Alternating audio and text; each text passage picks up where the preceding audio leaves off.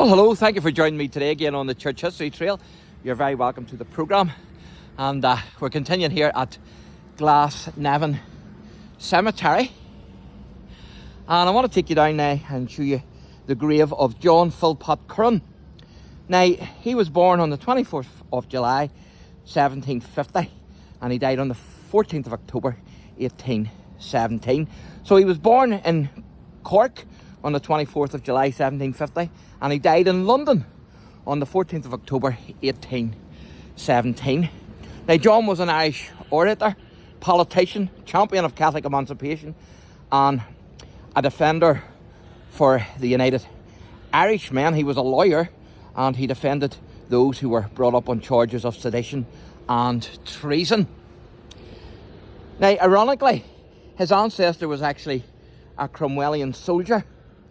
So John Curran's family were said to have originally come from Cumberland, and an ancestor of theirs had come from there as a soldier in Oliver Cromwell's army during the conquest of Ireland, and had originally settled in Londonderry. You can see all the graves here, my goodness. This is fantastic. This is like an open-air history museum, I have to say.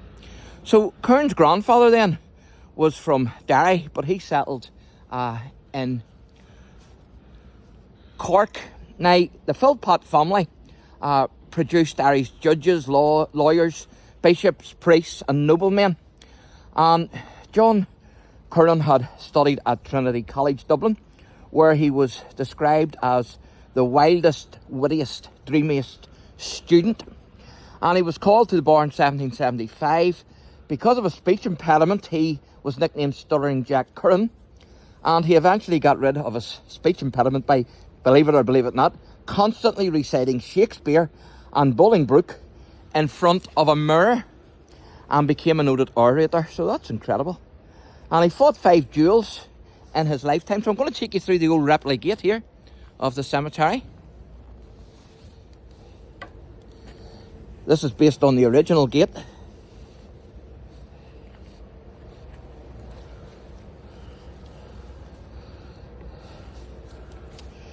Now, when the leading United Irishmen conspirators and publicists were brought up on charges of sedition and treason, it was Curran who actually served as star counsel.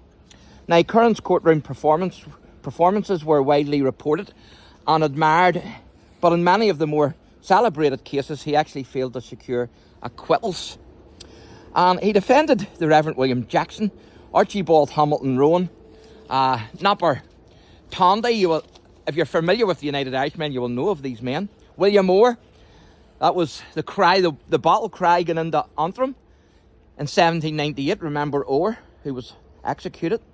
The Shears brothers, Henry and John, and also William Bryan. And in Ireland, the government could secure a conviction of treason on the testimony of just one witness. But of course in England you needed 2, but not here.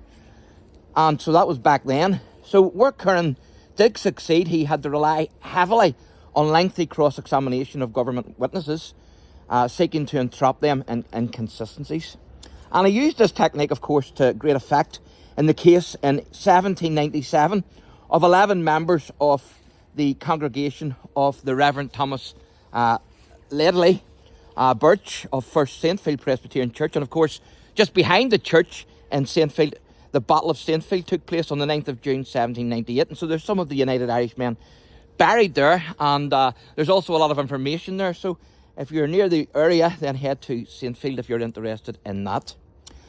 And so the 11 were charged with attacking the house of a loyalist informer. And Curran's cross-examination of the prosecution, actually the prosecution witness was withering, or in other words intense, and all were acquitted. And so one night Curran was dining with a notorious hanging judge called Justice Toller, and of course he asked Toller asked Curran the question, "Is that hung beef?" And to which response he gave,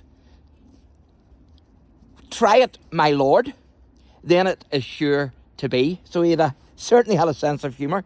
And of course, Curran hated the Act of Union, which abolished the Parliament of Ireland and amalgamated it with that of Great Britain in 1800 to 1881.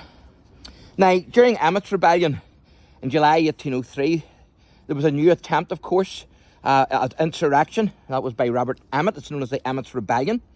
And when the rebels murdered Curran's friend, Lord Kilwarden, this confirmed Curran in his rejection of physical force republicanism. Nevertheless, he had been prepared to defend Emmet until interrogators revealed that Curran's daughter, Sarah, had continued in a romantic relationship with the defendant.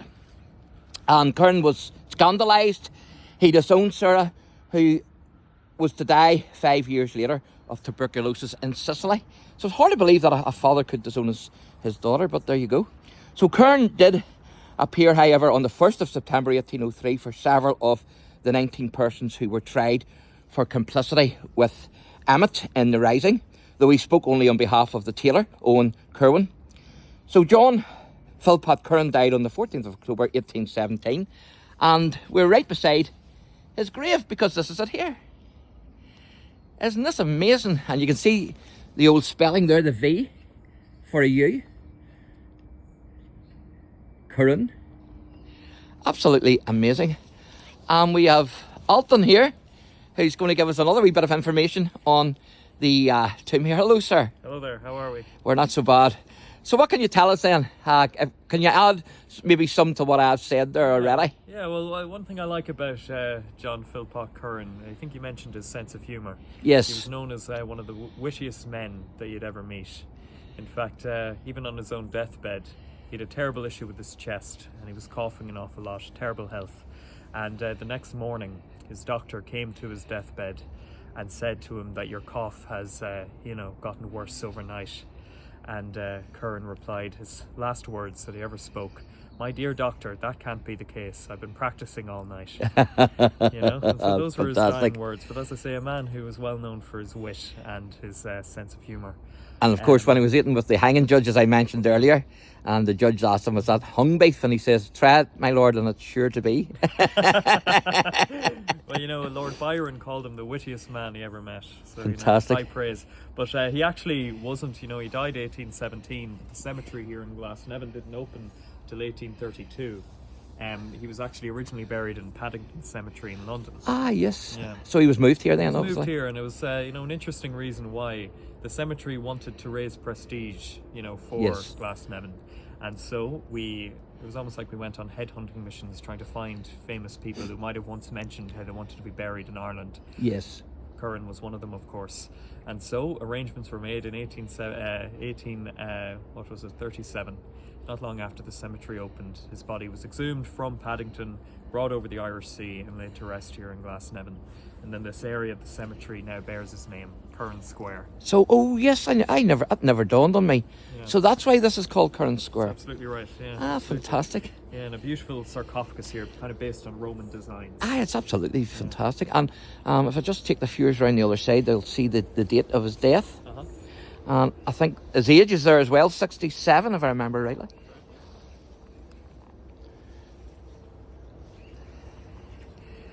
Yeah, 1817, 67. So there you go, folks. So a big thumbs up to Alton. Thanks very much. Thank you. Absolutely fantastic. Thank you very much, sir, for your tour today. Pleasure. Absolutely brilliant. Thank you and God bless.